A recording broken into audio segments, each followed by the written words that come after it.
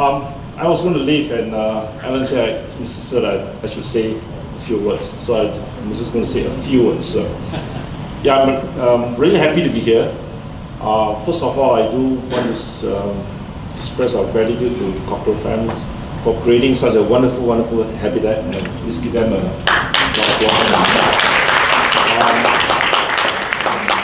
I'm so happy to see all the amazing photographs and pictures, the happy faces from among the researchers and the students. So I just recall the days I worked in the lab.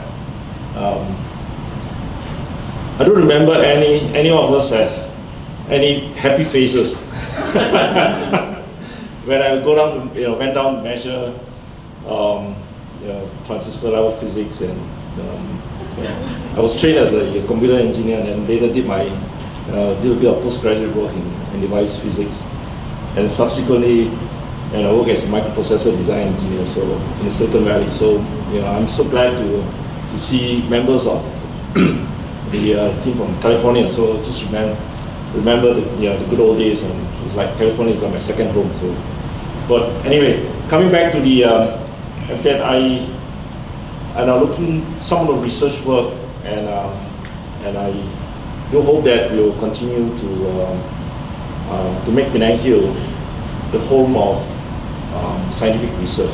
So when I first joined PSC in January, I'm just 10 months old with Penang Hill Corporation. So back in January, I told myself, and I remember telling Alan too, so I like to see the science community to converge on Penang Hill, to do more scientific research. There's so a lot more to be discovered. So, and yesterday, last night, out of the 2 weeks of, just 2 weeks on Penang Hill, you have discovered so many things. So you have recorded a lot of data.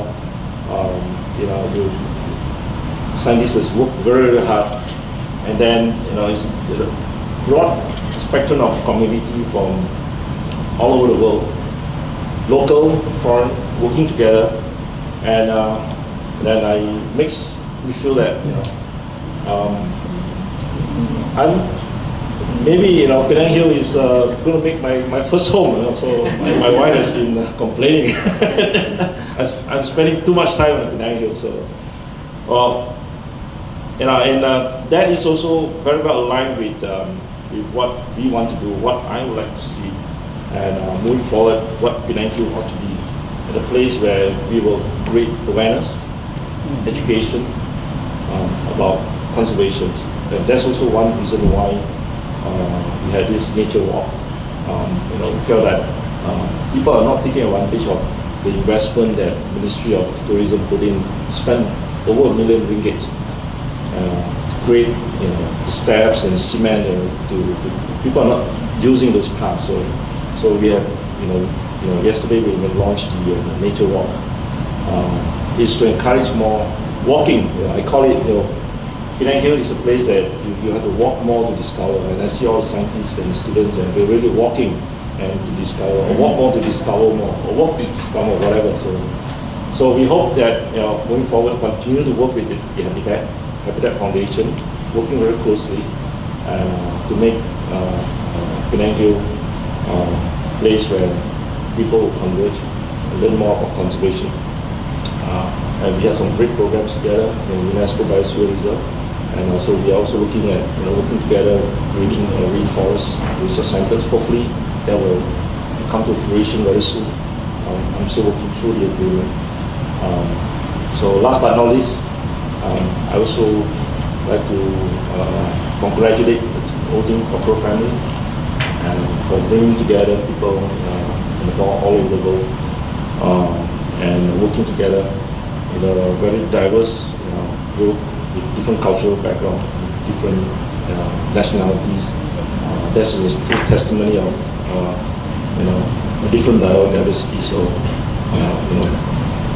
working together. So, and also I wish everybody future success, and for those who are leaving soon, have a wonderful journey, and I hope that you will bring back good memories of Penang and Penang Hill. Thank you.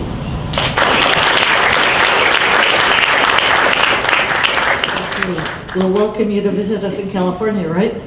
Come back again soon. Oh, thank you so much. Okay, we will get back to our hidden gems. On with the show. Thank you, ladies, for waiting. Thank you, Matt.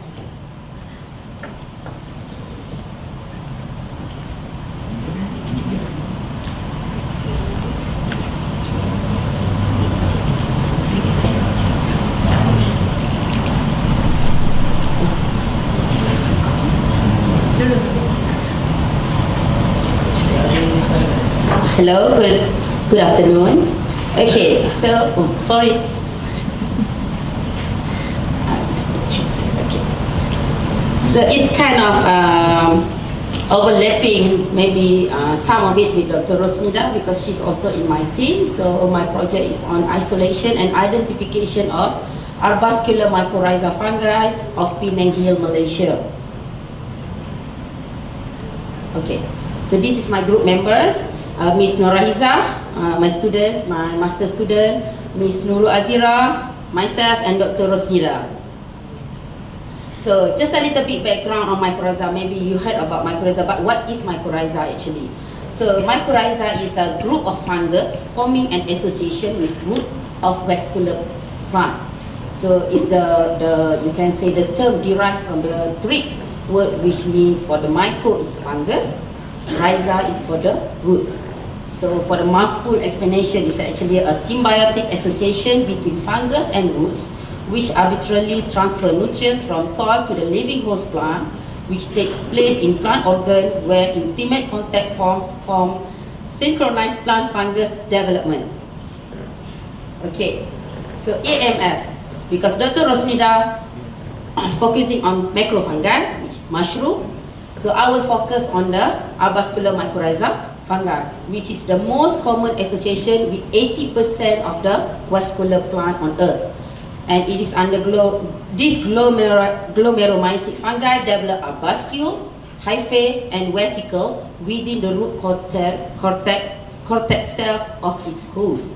And the presence of arbuscule and vesicles depends on type of host, root age, and also nature of arbuscule. So it is categorized for only two types of structural category, arum and paris, and sometimes it depends on the host. The association will have a combination of arum and paris type.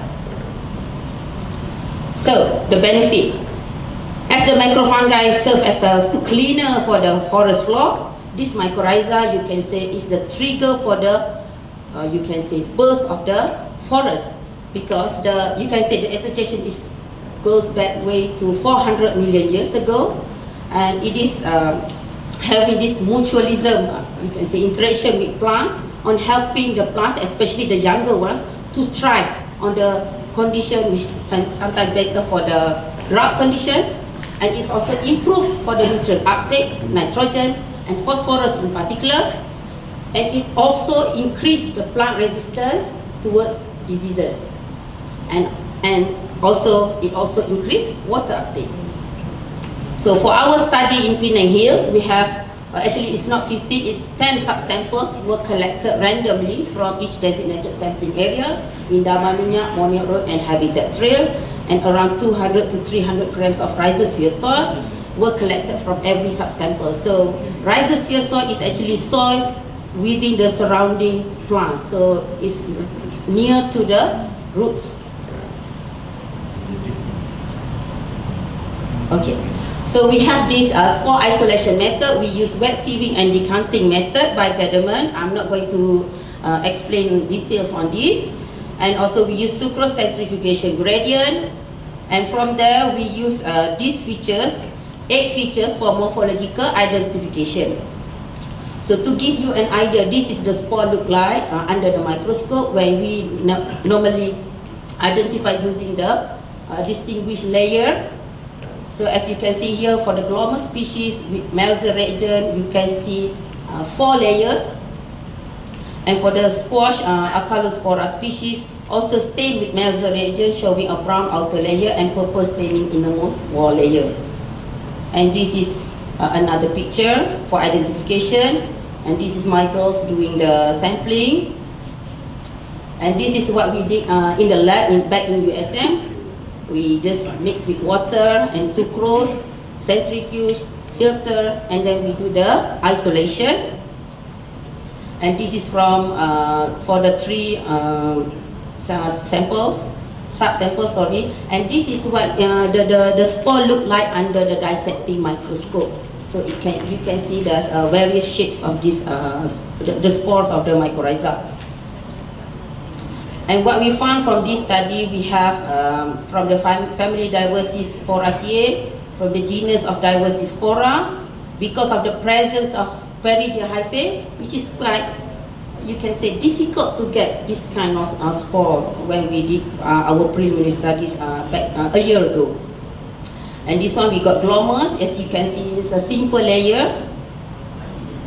And this is from the family Glomeraceae, which is from genus Septoglomus and species Septoglomus constrictor. As you can see from the constricted subtending hyphae. And for the last one is actually from the family Glomeraceae as well, genus Septoglomus, and you can see because it's highly visible even within the roots, as you can that is a root and it's black in color. So actually there's many more to do with these samples because we managed to sample 30 rhizosphere soils, and we only managed to analyze only 9 of the samples. So for future analysis, we will actually analyze also for the soil texture, the physico-chemical analysis for pH, texture, and all the nutrient contents, and also we will do the genus or species verification through molecular techniques. And for our study, as this BioBliss actually, you can say, provide us opportunity to network with other groups such as climate group. So we same with Dr. Rosnida and Dr. Nizaham, we try to seek help to sample the, you can say, the organic debris from the top layer to down to the bottom, and we want to study the relationship of this mycorrhiza and epiphyte, which sampled from different elevation, and also for the microbial community assessment from the organic debris from different elevation that will be carried out by Dr. Rashida's group. And I'm extending her apologies for not coming today because she's unwell. So I think with that, I would like to express my gratitude, especially to the Cochrane family, to the Habitat Ellen, Casey, and Kelly, to all members of BioBliss, to USM, and to everybody in this room, especially my girls. So thank you very much.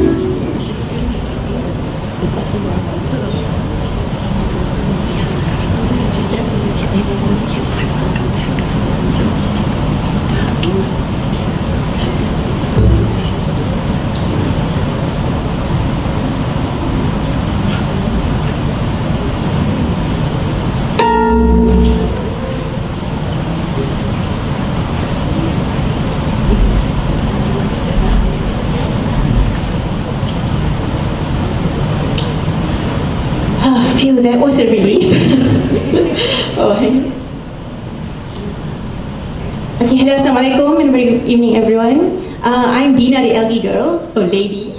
Okay, I know everybody must be really tired. We had long sessions today, but I feel so much smarter now, like listening to all these talks. Because I usually work on one particular organism, which is the algae. So now I know a lot of things about spiders, about the mosquitoes, about the fungus. So this is really awesome. So first of all, I would like to introduce our team. So we have the newbies, so I brought them over because you can see how they stand. They're really scared of me, I think. So it's easier to ask them to go here and there. So Suraj, Dini, and Nad, can you please make yourself visible? Yes. So these are the three that have been with me, like going down Monya Trail into the stream and collecting algae from everywhere around Penang Hill. And we have the seniors, as you can see how they pose. Yeah, they are very comfortable. So they are stationed in the lab, and they're the ones helping me with the identification and cultures of my sample. So we are here with this mission. We call it the 3C mission. We are here to collect, to characterize, and to culture the algae that we have in Penang Hill. So why are we interested in doing this? People might wonder.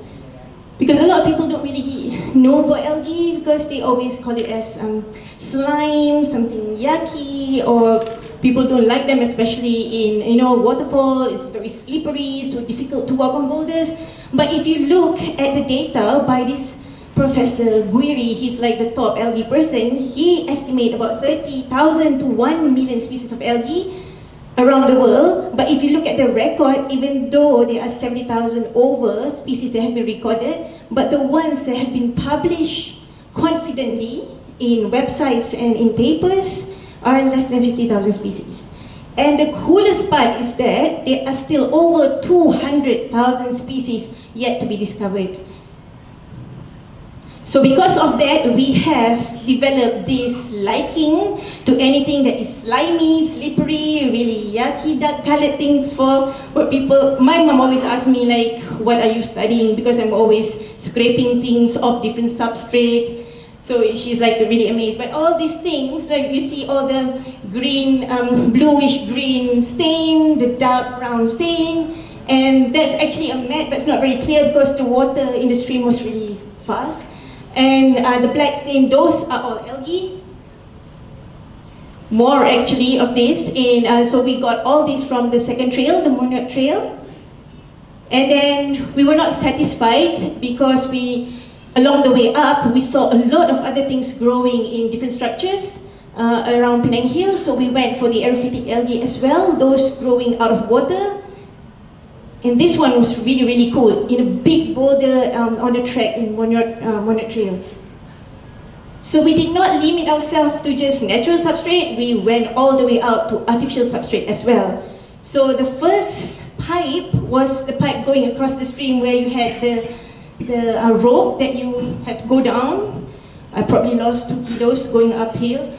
But the other one is at the entrance, on the site for the trekking part, just next to the Penang.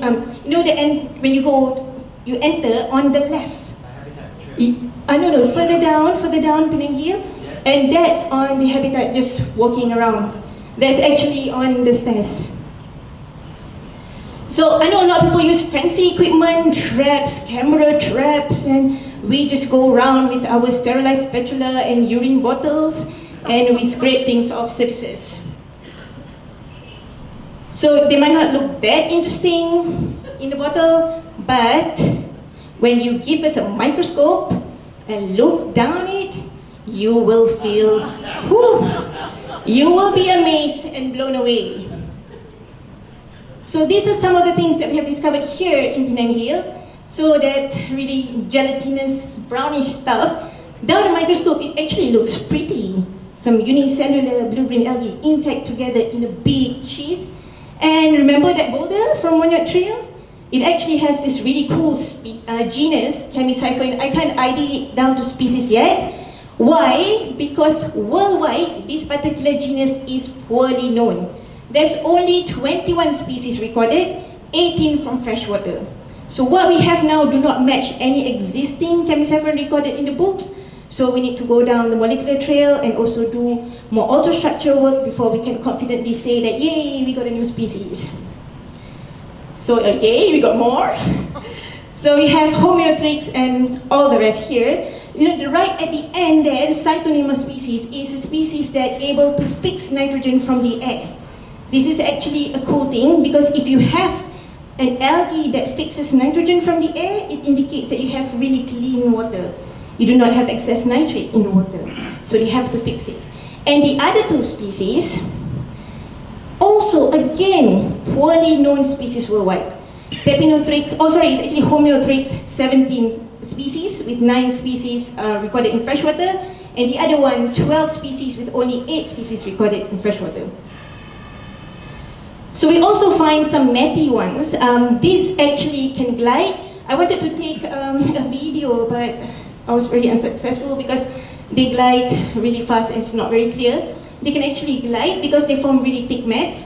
So, algae needs sunlight to photosynthesize. So if they are at the bottom of the mat, they will die. So what they do is they coordinate between themselves, so they glide up and down. So it's really, really cool. A plant, sort of relative to plants, and can move. So just from the total of 25 samples that we have we have collected throughout these bioblades, we have identified 15 species. I want to draw your attention to the ones in the red box. Do you see the CF there? The CF means that the species we have recorded superficially looks like something we have in the literature already, but there are some characteristics that are different. So CF is actually Latin for converting, which means to compare with. It looks like the ones there, but not really because there's some differences. And interestingly, we have 3 that we could not find anything really close to it, and 1 unknown unicellular that I've never seen before. So this is only from the 25 samples that we have. We are yet to look into samples collected by Anthony and Wendy and Scott and Jen. So I am predicting there will be a lot of interesting things coming out from here. So I'm not asking you to read this at like 6 o'clock in the evening, but just to show you, the chemisiphon and the homeotrix are the genus that we record here at Penang Hill, and they are associated with pristine condition. So with that, well done the Habitat team, because you are actually doing an excellent job in keeping the environment pristine. So what we are doing at the moment is we are culturing the algae, because as I said, algae, they are not the same as birds and all the bigger creatures, even the lichens, because they have these unique characteristics that they can change how they look depending on the environment. So it's very difficult to ID them just based on how they look. So we need to go into molecular approaches to confidently identify them. So I started my talk in the intro the other day telling you how algae is important in your life. So I'm going to do it again today. So, a lot of us do eat algae because they are high protein food that's good for your body. Some of us, maybe the pretty ladies sitting in this room have used a product that is extracted from algae and they are priced at a very high price. Some of us, maybe when we're sick, we have depended on algae for the potential of antibiotics and stuff like that. And maybe in the future, we might be putting oil from algae into our cars when we are out of fossil fuel. So there are a lot of potential for algae here, but I would like to thank the Cockroach family because this is the first time in my life I can actually do a research on biodiversity, because I've always wanted to do this, because otherwise people will ask me, oh yeah, you find like 50 species in the stream, so what? So I don't have to justify that here, and I love it. Thank you so much.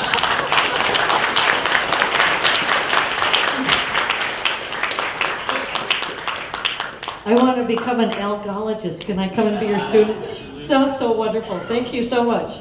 Okay, we're going to go over to the herb team, and we're getting there. There's still coffee in the back. Don't worry, we're getting close, close, close. If I've missed a taxon, come and whisper in my ear, but if you can call up those critter lovers, who's out there? I don't even know. Do we have Florita and Jen and Wynn? Who is coming forward, but we'll see what we've got. Oh, here they come, reluctantly, with all of their beautiful pictures of slimy things.